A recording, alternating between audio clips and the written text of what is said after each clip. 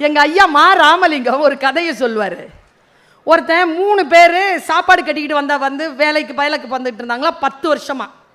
ஒரு ஐயாவுடைய கையில எப்ப பார்த்தாலும் இட்லி இருக்குமா, ஒரு ஐயானுடைய டிஃபன் பாக்ஸ்ல எப்ப பார்த்தாலும் தயிர் சாதம் இருக்குமா, ஒரு ஐயானுடைய டிஃபன் பாக்ஸ்ல எப்ப பார்த்தாலும் சப்பாத்தி இருக்குமா. 3 பேரை முடிவு பண்ணிட்டானுங்க, டே வீட்டில் இருக்கிற பொண்டாட்டிக்கு லெட்டர் எழுதுவோண்டா, இன்னிலிருந்து 3 நாள் வாய்ப்புடா, இவளுங்க மட்டும் நமக்கு சாப்பாடு மாற்றி கொடுக்கல, நான் 10வது மாடியிலேருந்து குதிக்க போகிறேன்டா. ஒருத்தன் சொன்னா நான் 8வது மாடியிலேருந்து குதிச்சிடறேன்டா, ஒருத்தன் சொன்னா நான் 3வது மாடியிலேருந்து குதிச்சிடறேன்டான்னு. 3வது நாள் பிரித்து பார்த்தா அதே சோறு தான். ஒருத்தன் குடுகுடுன்னு ஏறி போய் 10வது மாடியிலேருந்து குதிச்சிட்டான், ஒருத்தன் குடுகுடுன்னு ஏறி போய் 8வது மாடியிலேருந்து குதிச்சிட்டான், ஒருத்தன் குடுகுடுன்னு ஏறி போய் 3வது மாடியிலேருந்து குதிச்சிட்டான். 3 பேர் பொண்டாட்டிங்களாம் ஐயோ அம்மா நடிச்சுக்கிட்டு ஓடி வருதுங்க. ஐயோயோ இப்படி செத்து போயிடுவாருன்னு தெரிஞ்சிருந்தா நான் டிஃபன் பாக்ஸாக மாற்றி வச்சிருப்பேனே, ஐயோயோ நான் சாதாரணமாக நினச்சிட்டேனே அழுது. தயிர் சாதமாக அப்படி தான் அழுவுது. இந்த சப்பாத்தி இருக்குதுல்ல, அது டெட் பாடியையே முறைச்சி பார்த்துட்டு நிற்கிது. நீ அழுவலியாமான்னு நர்ஸு கேட்குது. இல்லை இதுங்க ரெண்டும் சொன்னது சரி, ஏன்னா அது அந்த பொண்டாட்டி தான் அதை சோறு சமைச்சு வைக்குதுங்க. இந்த ஆள் 10 வருஷமாக சப்பாத்தியை அவன் தானே போட்டுட்டு போகிறான். நம்ம இலக்கை நாம் முடிவு பண்ணதுக்கப்புறமா நம்மை அதை அடைய விடாமல் நாமே தடையாக இருக்கணும். நம்மளை என்ன பண்ணலாம், 10வது மாடியிலேருந்து குதிக்கலாம். எப்படிங்க என் இலக்கை அடைவதற்கு நான் எப்படி தடையாக இருக்க முடியும்? அலன் மாஸ்க் கேள்விப்பட்டிருக்கீங்களா? ஒரு பையன் எப்படி ஆட்டுறான் தலை. ஏன் அவன் அவ்வளோ தலையாட்டினான் தெரியுமா? அவன் தான் உலகத்திலேயே நம்பர் 1 பணக்காரன். அவன் கிட்ட எவ்வளோ காசு இருக்குன்னு நான் இப்போ சொன்னேன்னு வச்சுக்கோங்க, 56 லட்சம் கோடி ஆஸ் பர் த ரெக்கார்ட். எவ்வளவு? 56 லட்சம் கோடி ரூபாய் வச்சிருக்கிறான் அலன் மாஸ்க். அவன் கிட்ட ஒரு வார்த்தை ஒருத்தன் கேட்கிறான், அது அப்படியே உங்களுக்கு கொடுக்குறேன், எத்தனை பேருக்கு அது புரியுதுன்னு தெரியல, புரிஞ்சுக்கோங்க. அவன் சொன்னா ஏதோ 1ஆம் தேதி வரப்போகுது, இந்த 1ஆம் தேதி நான் நகம் கடிக்க மாட்டேன், நான் தண்ணி அடிக்க மாட்டேன், நான் டெய்லி குளிப்பேன், நான் இது சாப்பிட மாட்டேன், நான் உடம்ப குறைப்பேன், நான் இது படிப்பேன், நான் பொங்கல் வரைக்கும் கூட தாங்காது. நானும் நினைக்கிறேன் என்னால் அதை ஃபாலோ பண்ண முடியறதில்லை. என்னத்துக்கு நினைக்கிற? அதான் ஃபாலோ பண்ண முடியறது இல்லைல்ல, என்னத்துக்கு நினைக்கிற? காயப்படுறதுக்கா? என் கிட்டலாம் வரணும் தோற்று போனவங்க. பெட்டர் லக் நெக்ஸ்ட் டைம்லாம் சொல்லவே மாட்டேன். ஏன் தோத்த? எப்படி தோத்த? யோசி. உன் காரணங்களால் நீ தோற்கடிக்கப்படும் பொழுது அந்த காரணங்களின் மீது மட்டும் உனக்கு சந்தேகம் வராதது ஏன்? இந்த உலகத்திலேயே ஒரே ஒருவர் தான் உன்னை காப்பாற்ற முடியும், அது நீதான். யாரும் உன்னை காப்பாற்ற முடியாது, நீ மட்டும்தான். அடிபட்டு ரோட்ல கிடந்தா மட்டும்தான் ஆஸ்பத்திரி காப்பாற்றும், மற்றபடி நீ தான் உன்னை காப்பாற்றிக்கணும். அலன் மாஸ்க் என்ன தெரியுமா சொன்னாரு? அவர்கிட்ட ஒரு கேள்வி கேட்கப்பட்டது. என்ன கேள்வி? இப்போ சமீபத்தில் என்ன கேள்வினா, நீங்கள் ஒரு இலக்கை வைக்கிறீர்கள், அந்த இலக்கை அடைவதற்கு பல நேரங்களில் டவுன் ஆயிடுறோம், எது மோட்டிவேட் பண்ணுது? அந்த இலக்கை அடைவதற்கு உங்களை மோட்டிவேட் பண்ணுறது எது? Salute for Elon Musk. அவங்க தந்த பதில், நீங்கள் கேட்ட கேள்வி எனக்கு புரியவில்லை. இல்லைங்க, நீங்கள் ஒரு இலக்கு வைக்கிறீங்க, அது இலக்கு வைக்க முடியாதபடிக்கு உங்களை நீங்களே பலவீனமாக உணர்றீங்க. அந்த இலக்கை அடைகிறதுக்கு நீங்கள் எதை மோட்டிவேஷனாக எடுக்கிறீங்க? திரும்பி சொன்னார் அவர், நீங்கள் கேட்பது எனக்கு புரியவில்லை. சரி சார், நீங்களே பதில் சொல்லுங்கள் சார், நான் இனிமேல் கேட்க மாட்டேன் சார். அதுக்கு அந்த ஆள் தந்த பதில் தான் இன்னைக்கு நீங்கள் வீட்டுக்கு எடுத்துகிட்டு போகிற பதில். இது பர்வீன் சுல்தானா தந்த பதில் அல்ல, அலன் மாஸ்க் தந்த பதில். அலன் மாஸ்க் சொன்னார், நான் தானே இலக்கை நிர்ணயிச்சேன், அதை அடைய விடாதபடிக்கு நான் எப்படி எனக்கு தடையாக இருக்க முடியும்? நான் கல்கட்டா போயிருந்தேன். கல்கட்டால நீங்க சாமிக்கு பலி கொடுப்பீங்களா? ஐயா பலி கொடுப்பீங்களா? இப்போ எலுமிச்சை பழம் இருக்குல்ல, அதை வெட்டி பலி கொடுத்து அதில் குங்குமத்தை ஒட்டுவாங்க. சில இடங்களில் கோழி ஆடு மாதிரி உயிரினங்களை பலி கொடுப்பாங்க. நரபலியெல்லாம் வந்து பழங்குடிகள் செய்தது, அது நம் நாகரிகத்தில் இல்லை. நாம் உயிரை பலி கொடுப்போம், அல்லது காய், தேங்காய், அந்த எலுமிச்செல்லாம் பலி கொடுப்போம். அதுக்கு ஒரு சயின்ஸ் இருக்குது, ஒரு சூட்சுமம் இருக்குன்னு சொல்கிறாங்க. சரி, காளி கோயிலுக்கு போனேன். நான் சொல்கிறது வந்து பெருந்தகவல், வாங்கி வச்சுக்கோங்க. காளி கோயிலில் என்ன பலி கொடுக்குறாங்க தெரியுமா? ஆடு வெட்டிலாம் பலி கொடுக்குறாங்க, அது இல்லை. உண்மையான பலி என்ன தெரியுமா? காளி கோயில் இப்படி இருக்குங்க, பின்னால் இங்கே இருக்காங்க காளி. இந்த பக்கத்தில் ஒரு மாடம் இருக்கு. அந்த மாடத்தில் முன்னால் காளியினுடைய சின்ன படம் இருக்கு. அதுக்கு முன்னால் ஒரு யூ வடிவத்தில் ஒரு கல் இருக்குங்க. அந்த கல்லுக்கு கீழே அவங்க முட்டி போட்டு உட்கார்றதுக்கு ஒரு சின்ன கல் இருக்கு. அந்த கல்லில் முட்டி போட்டு உட்காந்திங்கன்னா, சாஞ்சிங்கன்னா இந்த கழுத்து அந்த யூவில் வந்து உட்காரும். ஒவ்வொரு சக்தி உபாசகனும் காளி கோயிலுக்கு வருகின்ற பொழுது வருடத்திற்கு ஒரு முறை நேரா வந்து தன்னுடைய தலையை அந்த பலிப்பிடத்தில் வைக்கிறான். வச்சு இப்படி குனிறான். குனிஞ்சு சொல்றான், மந்திரம் என்னன்னா, ஹே காளி, மா காளி, உனக்கு நான் இன்று எல்லா பிழைகளையும் செய்து கொண்டு அறியாமையில் உழன்று கொண்டிருக்கக்கூடிய உயிரை தாங்கிய இந்த உடலை பலியிடுகிறேன். நான் உனக்கு முழுமையாக பலியிட்டு விட்டேன். என் உயிரை உனன் காலடியில் போட்டுவிட்டேன். இனி இந்த உடலில் வந்து சேர்வது நீ தந்த உயிர். இந்த உடல் உன்னால் புனிதப்படுத்தப்பட்ட உயிர். இந்த உடலையும் உயிரையும் பாவங்களிலிருந்து நான் நீக்கிக் கொள்கிறேன் சொல்லி தன்னைத்தானே பலி கொடுக்கிறான் கல்கட்டாவில் காளி உபாசகன். நம்மை நாமே சீர் செய்து கொள்ளாமல் எங்கிருந்தோ ஒரு மிராக்கல் வராது. நம்மை சீர் செய்து கொள்வது எப்படி? இந்த உலகம் அவ்வளவு சுலபமாக நம்மளை ஜெயிக்க வைக்கிறதா? நம்மளை ஜெயிக்க வைக்கலையே, இந்த உலகம் ஜெயிக்க வைக்கலையே. இந்த தொடர்ந்து இந்த விஷயங்களை பார்க்க வச்சு முடமாக்கி இருக்க. சிவசங்கரி அம்மான்ற ஒரு எழுத்தாளர், அவங்க சொன்ன ஒரு விஷயத்தை சொல்றேன். கார் வாங்கினான் ஒருத்தன். கார் வாங்கி ஒரு வருஷத்துல 4 வாட்டி சர்வீஸ் பண்ணியிருக்கான். 4 வாட்டி சர்வீஸ் பண்ணும்போது வண்டி எடுக்க முடியாத சூழ்நிலை அவனுக்கு என்ன ஆச்சுன்னா, வெள்ளிக்கிழமை நடக்குது. சூன்யம் வச்சுட்டாங்களோ, அது என்னன்னு கேட்டா, வெள்ளிக்கிழமை ஒரு ஐஸ்கிரீம் கடைக்கு போறான். அடுத்த வெள்ளி நடக்க மாட்டேது, அடுத்த வெள்ளி நடக்குது. ஒரு வெள்ளிக்கு இடையில ஒரு வெள்ளிக்கிழமையில வண்டி ஸ்டக் ஆகுது. அவன் பார்த்துட்டான், என்னடா ஆச்சுன்னு சொன்னா யாராலையும் கண்டுபிடிக்க முடியலைங்க, வண்டி ஸ்டக் ஆகுது. சூன்யம் ஏதாவது இருக்குமா? அவனும் வந்து இன்ஜினியர்லாம் பார்த்துட்டு போயிட்டான். அப்புறமா தான் ஒரு இன்ஜினியர் கண்டுபிடிச்சான் அது என்ன விஷயம்னு.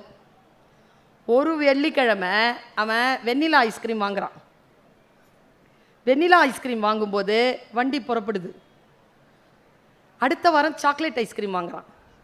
சாக்லேட் ஐஸ்கிரீம் வாங்கும்போது வண்டி நின்று போயிடுது. இது அவன் எழுதிட்டான்.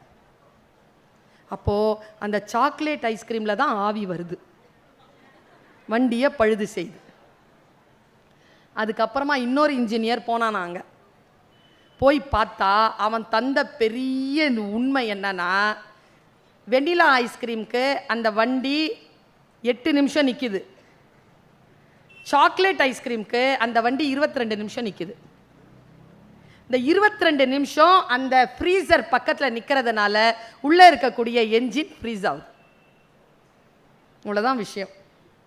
எல்லாத்துக்குமே அறிவியல் பூர்வமான தீர்வு தான். எதுவுமே நாம் மனசில் நினச்சிக்கிட்டு இருக்கிற மாதிரி எந்த விஷயமும் கிடையாது. அறிவுபூர்வமாக ஒன்றை போய் பார்ப்பது. நீ எதை விட்டுவிட்டாயோ, விட்டுவிட்டதற்கான துயரம் உனக்கு அணுகவில்லை என்றால் நீ அதை விட்டுவிட்டாய் என்று பொருள் என்று துறவுக்கு பெயர் சொல்லுகிறான், விளக்கம் சொல்லுகிறான் வள்ளுவன். நமக்கானதை நாம தானே பண்ணணும். இப்போ இதை நம்புறோம்ல, இதை நம்புறோம். அப்பா, நான் ஒரு ஹாப்பி மெசேஜ் சொல்லலான்னு சொன்னேன்ல, அது என்ன தெரியுமா? நீங்க சொல்ற ஜென்சி, இதுதான் இதுக்கு அடிமையாகி கிடக்குது. ஆல்ஃபா இருக்குதுல்ல, இந்தா உட்காந்துட்டு இருக்குது, இந்தா பக்கத்தில் உட்காந்துருக்குது. அதெல்லாம் இதுக்கு அடிமை கிடையாது. நீங்களா அதை அடிமையாக்கினா தான். அதுவா அது தேடி போகிறதே இல்லைன்னு ஆய்வு சொல்லுது. அந்த குழந்தைகள் நல்லா வந்துட்டு இருக்காங்க. குழந்தைகள் நன்றாக வந்து கொண்டிருக்கிறார்கள் என்றால் நாம் அந்த குழந்தைக்கு தர வேண்டிய நான் 3 சிறகுகளை இப்பொழுது மறுபடியும் தரப்போகிறேன். பெற்றோர்கள், நான் சொல்றது யாருக்காவது கஷ்டமா இருந்தா மன்னிச்சிருங்க. நான் சொல்லாம யார் சொல்றது? உங்கள் மீது பேரன்பு கொண்டவள் நான், அதனால் சொல்லிக்கிறேன். ஒரு குழந்தைக்கு நீங்கள் தருகின்ற ஆகப்பெரிய பரிசு என்ன தெரியுமா? உங்க பக்கத்தில் உட்கார்ந்து இருக்குது பாருங்க, 15 16 வயசுல, 12 13 வயசுல, 10 15 வயசுல, அந்த குழந்தைக்கு நீங்க தர்ற பெரிய பரிசு என்ன தெரியுமா ஐயா? வாழ்ந்து சொல்றேன்னா அம்மாவும் அப்பாவும் சேர்ந்தே இருப்பது. அந்த குழந்தைகளுக்கு முன்னால் சண்டை போட்டுக் கொள்ளாமல் இருப்பது. எவ்வளவு பெரிய பரிசு தெரியுமா குழந்தைக்கு? குழந்தையினுடைய ஆளுமை திறன் எங்கே பறிபோகிற தெரியுமா? அம்மாவின் அப்பாவின் குரல் உயர்ந்து ஒருவரோடு ஒருவர் சண்டை போட்டுக் கொள்வதை கேட்கின்ற குழந்தைகள் வன்முறையாளர்களாக, குற்றவாளிகளாக வருகிறார்கள். நம்பர் 1 பரிசு, புருஷன் பொண்டாட்டி சண்டை போட்டுக்கோங்க ரூம்குள்ள. அம்மா அப்பா சண்டை போடாதீங்க. கடுமையாக தான் இருக்கும். குழந்தை எங்களை வேற கூட்டிகிட்டு வந்திருக்கிறீங்க, சொல்லுப்பா சண்டை போட்டா. அந்த டீச்சர் சொன்னாங்கல்ல, எதுக்கு சண்டை போடுறேன்னு கேட்டுரு. அம்மாவும் அப்பாவும் சண்டை போட்டுக் கொண்டன, என்ன செய்வது என்று தெரியாமல் இருக்கும் குழந்தை அவர்கள் 2 பேரையும் முத்தமிட்டது என்று ஒரு கவிதை படித்தேன். 2வது பரிசு என்ன தெரியுமா? 2 பேரும் உயிரோடு இருக்கிறது. ஹெல்த்தை பார்த்துக்கோங்க, உயிரோடு இருங்க. நீங்க 2 பேரும் உயிரோட இருக்கிறத விட உங்க குழந்தைக்கு வேற என்ன நன்மை செய்து விட முடியும்? 3வது சொல்லவா? கொஞ்சம் சிரமம்தான், மன்னிச்சிருங்க. கடன் இல்லாம இருங்க. குழந்தைக்கு அதை நீங்க தர பெரிய கிஃப்ட், கடன் இல்லாமல் இருப்பது. இதெல்லாம் சொல்றதுக்கு நீங்க நினைப்பீங்க, சிரிக்கவா பேசுவாங்கன்னு வந்தா என்ன இந்த மாதிரி நெருப்பு வச்சுட்டு போகுது இந்த அம்மா. இது நெருப்பல்ல, இது உங்களை நீங்களே குளிர்வித்துக் கொள்வதற்கான அற்புதமான இறைவனிடமிருந்து வரும் சொற்கள் என்பதனை நீங்கள் புரிந்து கொள்ளுங்கள். இது கூட இருக்காதீங்க ரொம்ப நேரம். 9 மணிக்கு சுவிட்ச் ஆஃப் பண்ணுங்க. குழந்தைகளை கவனிங்க, மனைவியை கவனிங்க, உங்களை கவனிங்க. கிச்சன் போய் பாருங்க, ஹால் பாருங்க, என்ன இருக்குன்னு பாருங்க, உங்கள் வீட்டை சுற்றி பாருங்க என்ன நடக்குதுன்னு. இன்னிலேருந்து ஆரம்பிங்க. உங்கள் குடும்பங்கள் காப்பாற்றப்படும். நமக்கே தெரியாம எத்தனையோ விஷயங்கள் நடக்குது. நான் நிறைய பேர் சொல்றாங்க, நானும் சொல்றேன், சுவிட்ச் ஆஃப் பண்ணுங்க. என்ன வந்துற போது நான் எனக்கு தெரியல. எனக்கு 9 மணிக்கு மேல என்ன மெசேஜ் வந்துற போது உங்களுக்கு?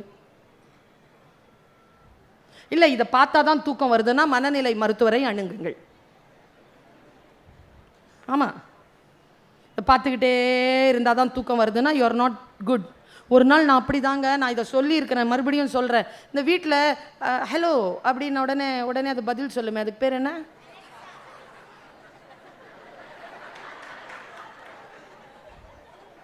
குட்டிச்சோர் ஆகியிருக்கிறோம். நான் ஆஸ்திரேலியாவுக்கு போனேன்னா நான் வந்து கூகுள் வாங்கிட்டு வந்தேன். நீங்கள் எல்லாருமே என்ன வாய்ஸில் வச்சுருக்கிறீங்க? ஏய் அலெக்ஸான்னு உடனே hello I am listening to you அப்படின்னு எந்த வாய்ஸில் பேசுவோம்?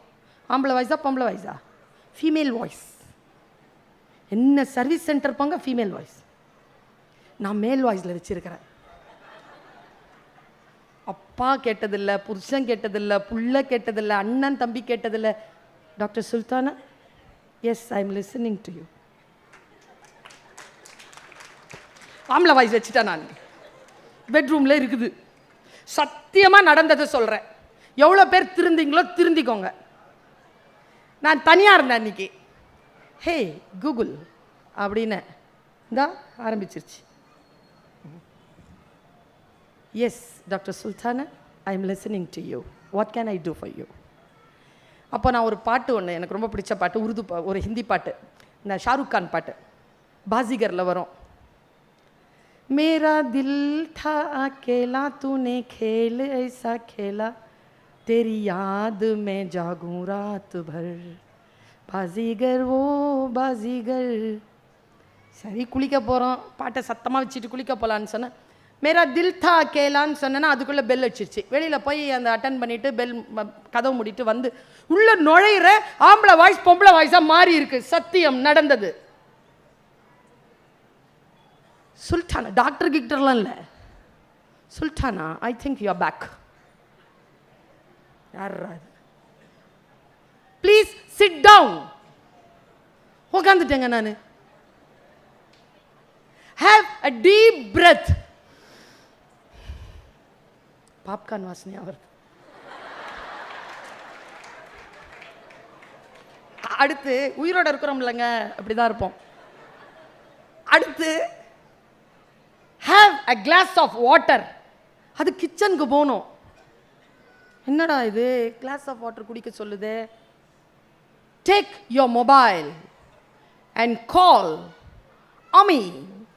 அம்மின்னா எங்கள் அம்மா, அதில் அம்மின்னு போட்டு வச்சுருக்கிறேன் நான். நாங்கள் உருது பேசுகிறதுல அம்மி தான் கூப்பிடுவோம், அம்மி. என்னடா இது இப்படி பேசுதுன்னா அப்புறமா தாங்க புரிஞ்சுது இந்த மரமண்டைக்கு. மேரா தில் தா கேலானா என்ன அர்த்தம்னா என் இதயம் தனிமையில் வாடுகிறதுன்னு அர்த்தம். அது நான் சூசைட் பண்ணிக்க போகிறேன்னு சொல்லிட்டு கவுன்சிலிங் கொடுக்குதுங்க. ஏங்க என் அனுமதி இல்லாமல் ஒருத்தி எனக்கு கவுன்சில் கொடுக்கலாமா? நான் என் வீட்டுக்காரர்கிட்ட நான் நிலத்தை பற்றி பேசிகிட்டு இருந்தேன்னா உடனே இதில் வருதுங்க. எல்லா ரியல் எஸ்டேட் விஷயங்களும் இதில் வருது. யாருங்க நம்மளை முறைச்சி பார்த்துக்கிட்டே இருக்கா? யாருங்க நம்மளை கேட்டுக்கிட்டே இருக்கா? 9 மணிக்கு மேலே சுவிட்ச் ஆஃப் பண்ணுங்கிறேன் நான். என்ன வைஃபை இருந்தாலும் மோடம் எல்லாம் சுவிட்ச் ஆஃப் பண்ணிட்டு தூங்குங்க. யாராவது நம்மளை பார்த்துக்கிட்டே இருக்கணுமா? நீங்கள் எதையோ பார்க்குறீங்கிறது நான் சொல்கிறேன் பாருங்க. உன் நண்பனை பற்றி சொல், உன்னை பற்றி சொல்கிறேன். நீ படிக்கும் புத்தகத்தை பற்றி சொல், உன் கூகுள் ஹிஸ்டரியை சொல், உன்னை பற்றி சொல்கிறேன். இன்றைக்கி நான் அம்மா மாதிரி ஒரு விஷயம் சொல்கிறேன். என் வாய்ஸ் 2 வாய்ஸ் தாங்க. ஒன்று அம்மா வாய்ஸ், ஒன்று டீச்சர் வாய்ஸ். ரெண்டும் எதுக்குமே பயப்படாது. அதுக்கு ஒரே நோக்கம் புள்ள நல்லா இருக்கணுங்கிறது தான். இப்போ என்ன அதுக்குன்னு கேட்டுரும். அது ஸோ வாட்டுன்னு கேட்டுரும். சரியா? காலையில் எழுந்திரிச்சோன்னு குளிக்கிறோமா? என்ன அப்படி பார்க்குற? குளிக்கிறது தானே. உடம்பை சுத்தப்படுத்துகிறோம்ல, உடம்பை க்ளீனாக வச்சுருக்கிற மாதிரி இதையும் க்ளீனாக வச்சுப்போமா? இன்னிலேருந்து இதையும் கொஞ்சம் க்ளீனாக வச்சுக்கலாம். ஏன் தெரியுமா? நம்ம செத்துட்டானா முதல்ல இதை தான் எடுத்து பார்ப்பாங்க. நம்ம எப்போ சாப்பிட போகிறோம்னு தெரியாது நமக்கு. க்ளீனாக இருங்க. என்ன தப்பு? குடும்பம் இருக்கிறது, குழந்தை இருக்கிறது, வாழ்க்கை இருக்கிறது, வேலை இருக்கிறது, வாழ்க்கையில் வாழ வேண்டும், ஜெயிக்க வேண்டும் என்கின்ற வெறி இருக்கிறது. அதற்கு பிறகு எதற்குங்க இன்னொன்று ஒரு 10 நிமிஷம் 15 நிமிஷம் அதனோட நீங்கள் டைம் ஸ்பெண்ட் பண்ணலாம், நாட் பேட். ஆனால் அதனோடையே வாழ்வது கொஞ்சமாவது நாம் நினைத்து பார்க்க வேண்டியதாக இருக்கிறது. நான் சொல்லுகிறேன், கலையும் தொழில்நுட்பம் குடும்ப உறவுகளை மிஞ்சும் பொழுது. நான் இதை எழுதி வீட்டில் போய் உங்கள் ஏதாவது இருந்துச்சுன்னா பெருசாக எழுதி வைங்க. ஐன்ஸ்டீன் சொன்ன வார்த்தை. எங்கள் அழகிய பெரியவன் அண்ணா அதை தன்னுடைய வாட்ஸ்அப் ஸ்டேட்டஸாக வச்சிருப்பார். பெரிய எழுத்தாளர். அவர் சொல்வார், இந்த தொழில்நுட்ப கருவிகள் மனித உறவுகளை மிஞ்சும் பொழுது இந்த உலகம் முட்டாள்களால் நிறைந்திருக்கும். Albert Einstein. ஒரு தாத்தா மாதிரி, ஒரு பாட்டி மாதிரி, ஒரு அம்மா அப்பா மாதிரி ஒரு என்சைக்ளோபீடியா நமக்கு கிடைக்குமா? அவங்க கிட்ட பேசுறோமா நாம? எங்க அம்மாட்ட கேட்டேன் நான் ஒரு வாட்டி, அம்மா இதுல நான் ஒரு விஷயத்தை பார்த்தேம்மா. ஒரு பொண்ணு சொல்லுது, ஒரு அம்மா சொல்லுது, ஏய் சூடா இருக்கு இந்த பாத்திரம், கனமா இருக்கு, புடி புடினோட அந்த பொண்ணு இப்படி நீட்டுச்சு. ஏய் இந்த புடி கனமா இருக்கு, ஒழுங்கா புடி, மறுபடியும் இப்படி நீட்டுச்சு. அறிவில்லை உனக்கு, இப்படி புடின்னு மறுபடியும் இப்படி நின்றுச்சு. சின்ன வயசுலேருந்து அந்த பொண்ணுக்கு புரிகிற மாதிரி என்னென்ன கெட்ட வார்த்தை இருக்கோ எல்லாத்தையும் அந்த அம்மா சொல்லிச்சிங்க. அப்புறமா இல்லை அப்படின்ட்டு இப்படி பிடிக்குது. நான் எங்கள் அம்மாட்ட கேட்டேன், அம்மா என்னம்மா இது இப்படி ஆயிடுச்சிங்களம்மா பிள்ளைங்க, நீங்கள்லாம் ஒரு வார்த்தை சொன்ன உடனே நாங்கள் கேட்போம்மா, இப்போ 15 வாட்டி சொன்னாலும் கேட்க மாட்டேங்குது, ஏம்மான்னு கேட்டா, எங்கள் அம்மா ஒரு வார்த்தை சொன்னாங்க, அதை சொல்கிறதுக்கு தைரியம் வேணும். எங்கள் அம்மா என்கிட்ட சொல்லிட்டாங்க, நான் சொல்கிறதுக்கு தைரியம் வேணும். ஒரு வீட்டில் ஒரு மருமக பிள்ளைய கல்யாணம் பண்ணி கூட்டிகிட்டு போயிருக்காங்க. அந்த பொண்ணுக்கு வீடு பெருக்க தெரில. மாமியாருக்கு கோவம்.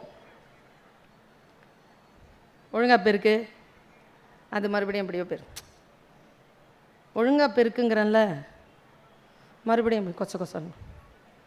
உன்னை நல்ல வீட்டிலேருந்து தான் நான் எடுத்துகிட்டு வந்தேன். உன் புருஷன் எவ்வளோ சம்பாதிக்கிறேன் தெரியுமா உனக்கு? படித்த பிள்ளை, வீட்டை பார்த்துக்குவேன்னு ஒரு குப்பை தெருக்கு எடுக்க தெரில உனக்கு? அறிவில்லை? நல்ல வழக்கில் உன்னை சூப்பராக பெருக்குது.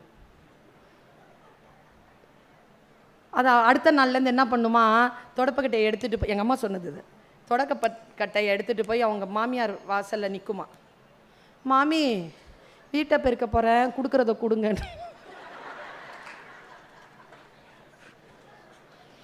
கெட்ட வார்த்தை சொல்லி சிரமப்படுத்தினால் ஒழிய சொல்கிற வேலையே செய்யாது. ஏன் தெரியுமா? நாம சொன்ன உடனே செஞ்சோமே, அதுங்க ஏன் சொன்ன உடனே செய்யல? என்ன பிரச்சனைனா, இதை ரொம்ப நேரம் பார்த்துட்டு இருக்கிறவங்களுக்கு எது சொன்னாலும் புரியாது. 10 வாட்டி சொன்னாதான் புரியும். எங்க 10th ஸ்டாண்டர்ட் படிக்கிற பிள்ளைக்கு ஒரு சென்டென்ஸ் எழுத தெரியலங்க. நாமெல்லாம் கட்டுரையா படிப்போம்ல, நான் டீடைல்ஸ் எப்படி படிப்போம்? லாங்குவேஜ். மேத்தமெட்டிக்ஸ் படிக்க தெரியல குழந்தைகளுக்கு. இப்போ மேத்தமெட்டிக்ஸை யாரும் எடுக்க மாட்டேங்கிறாங்க. முதல்ல 95, 98 வாங்கினா கூட பிஎஸ்சி மேத்தமெட்டிக்ஸ் கிடைக்காது. இன்னைக்கு 40, 45 பிள்ளை வாங்கின பிள்ளைங்க தான் மேத்தமெட்டிக்ஸ்க்கு வந்து சேருதுங்க. ஏன்னா மேத்தமெட்டிக்ஸ் படிக்கிறதுக்கு ஆள் இல்லை. என்னன்னா இது கிரைண்ட் பண்ணல. வாழ்க்கை நமக்கு வாய்ப்புகளையும் வசதிகளையும் தரும். நான் சமீபத்தில் சில விஷயங்களை படித்து புரிஞ்சுக்கிட்டு நான் பதறி போயிருக்கிறேங்க. இதனுடைய யூசேஜை குழந்தைங்க யாராவது இருக்கிறீங்கன்னா இதை பயன்படுத்தாதீங்க. உங்களுக்கு ஒரு நல்ல செய்தி சொல்கிறேன். இந்த ஜெட் ஜெனரேஷனா, ஜென்ஜி, அப்போ நான் யார் தெரியுமா? 80க்கு முன்னால் பிறந்தவ. 80க்கு முன்னால் பிறந்தவங்களாம் ஜெனரேஷன் எக்ஸ். சரியா? அதுக்கு அப்புறமா 90 வரைக்கும் பிறந்ததெல்லாம் ஜெனரேஷன் மில்லேனியன்ஸ். அதுக்கப்புறம் 2010 வரைக்கும் பிறந்தது எல்லாம் நீங்க சொல்ற ஜென்ஜி. அண்ணன் பெரிய பெருமை இல்லை அதுக்கு. ஏன்னா அதை தூக்கி சாப்பிட்றதுக்கு 2010 பிறந்துருச்சு ஒன்று, ஜெனரேஷன் ஆல்பா வந்துருச்சுங்க. இன்னைக்கு 15 வயசுல இருக்கிறதெல்லாம் ஜெனரேஷன் ஆல்பா. அதுவும் ரொம்ப துள்ள முடியாது. ஏன்னா 2025 ஜனவரியில் அது பிறந்துருச்சு, ஜெனரேஷன் பீட்டா. ஒன்று தூக்கி சாப்பிட போகுது. நம்ம சின்ன வயசுல லீவ் லெட்டர் எழுதணுமா? நான் இப்போ ஆரம்பிப்பேன், நீங்கள் முடிச்சிருவீங்க. ஆஸ் ஐ ஆம் suffering from my sister's marriage, I request you to leave the school for 2 days. எழுதுவோமா? நீங்க மச்சம் சொல்லுங்க. எனக்கு கீழே என்னன்னு எழுதுவோம்? Yours.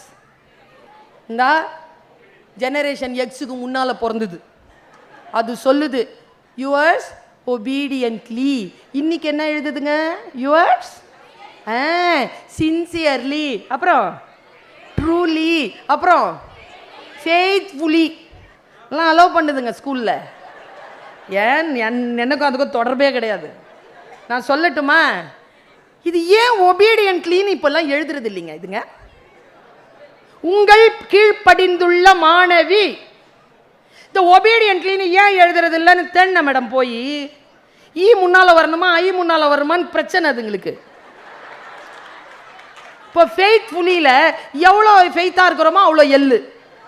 Faithfully, sincerely, truly, lovefully. பணிவு இல்லை இன்னைக்கு. நான் சொல்லட்டுமா? ஒரு இறகை தருகிறேன். பணிவு என்பது மிகப்பெரிய ஆயுதம். ஜெயிப்பதற்கான ஆயுதங்களில் நாம் பணிவு என்கின்ற ஆயுதத்தை குழந்தைகளிடத்தில் கொடுக்க வேண்டும். அது அடிமைத்தனம் இல்லை, அது புரிந்து கொள்ளுதல். முன்னால் இருக்கின்ற மனிதனை ஜெயிப்பதற்கு பணிவை விட மிகச் சிறப்பான ஆயுதம் வேறு கிடையாது. அதனால தான் அப்பா சொல்வார், நீ ராஜாவா இருக்கணுமா ஆஜிசி அதப் பாட்ஷாயி. பணிவுதான் ராஜகுணத்தின் முதல் தகுதி. எங்க அம்மாவை நான் ரொம்ப நேசிக்கிறேங்க, ரொம்ப நேசிக்கிறேன் எங்க அம்மாவை. எங்க அம்மாவுக்கு ரொம்ப கீழ்ப்படிவேன் நான். அந்த அம்மா என்ன சொன்னாலும் கேட்பேன். எல்லா நகையும் எனக்கு கொடுத்துருச்சு. இதுதான் ரகசியம். பணிவு என்பது நீங்கள் ஜெயிப்பதற்கான ஆயுதம். அன்பா இருந்தா போதுமேங்க.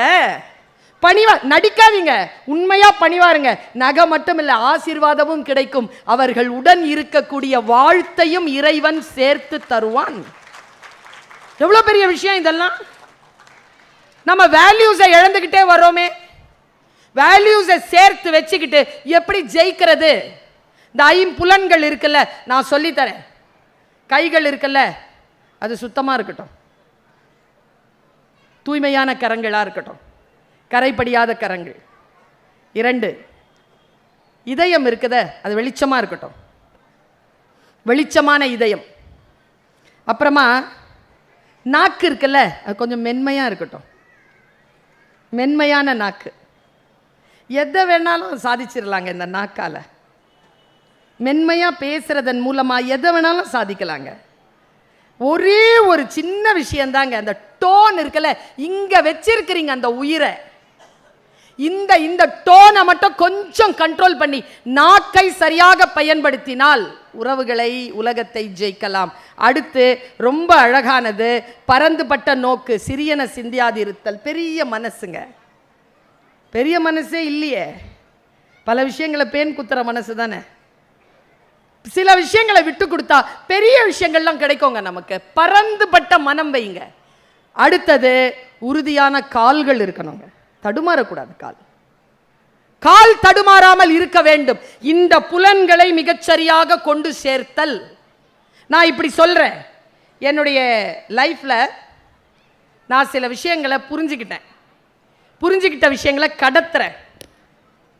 இங்க எத்தனையோ பேர் இருக்கிறீங்க, ஆயிரக்கணக்கான மக்களில் நூற்றுக்கணக்கானவர்களாவது படைப்பாளர்களாக இருப்பீர்கள். ஏதோ ஒரு படைப்பு திறன் உங்களிடத்தில் இருக்கும், ஆனால் அங்கீகாரம் கிடைத்திருக்காது. பல நேரங்களில் நான் பார்க்கிறேன், ஒரு மிகப்பெரிய ஒரு நடிகைங்க, ஜூலியானா என்கின்ற அந்த நடிகை ஆஸ்கருக்காக பேசுறாங்க. பேசும்போது ஒரு விஷயம் சொல்றாங்க, இந்த உடலை, இந்த ஆற்றலை என்னை விட சிறப்பானதாக வைத்துக் கொண்டிருக்கின்றவர்களுக்கு இந்த உலகம் அந்த வாய்ப்பை தரவில்லை. எனக்கு அந்த வாய்ப்பை தந்திருப்பதற்காக இந்த உலகத்திற்கும் பிரபஞ்சத்திற்கும் நான் நன்றி செலுத்துகிறேன்னு சொல்லுவாள். நான் யோசிச்சு பார்க்கிறேன், நம்மில் பல பேருக்கு அங்கீகாரம் கிடைப்பதில்லை. எது அங்கீகாரம்ங்க? நான் இப்போ நான் கொம்பு சீவி விடுறேன் பாருங்க, நான் அப்படித்தான். நீங்க அப்படி இருக்கீங்களா? எங்க அப்பா சொல்வாருங்க இந்த வார்த்தை, பொறுமை பொறுமை, சபர் சபர் சபர் அப்படி சொல்வார். என்னது அது? இந்த பொறுமை அப்படிங்கிறதுக்கான இந்த மிக ஸ்ட்ராங்கான ஒரு இறகு கொடுக்கிறேன் நான்.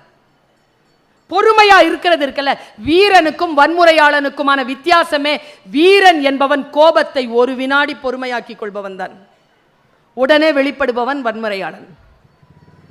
ஒரு வினாடிங்க அப்படி பிடிக்கிறது இருக்குல்ல. இங்க வரோங்க வார்த்தை, நான் எத்தனையோ தடவை சொல்லியிருக்கேன், திருப்பி சொல்றேன், லட்ச தடவையாவது சொல்லியிருப்பேன், திருப்பி சொல்றேன். என்னை பார்த்து ஒரு டீச்சர் எப்ப பார்த்தாலும் சொல்லிட்டு இருப்பாங்க, இப்படி வந்துடும் வாய் உங்களுக்கு, என்னை பார்த்தாலே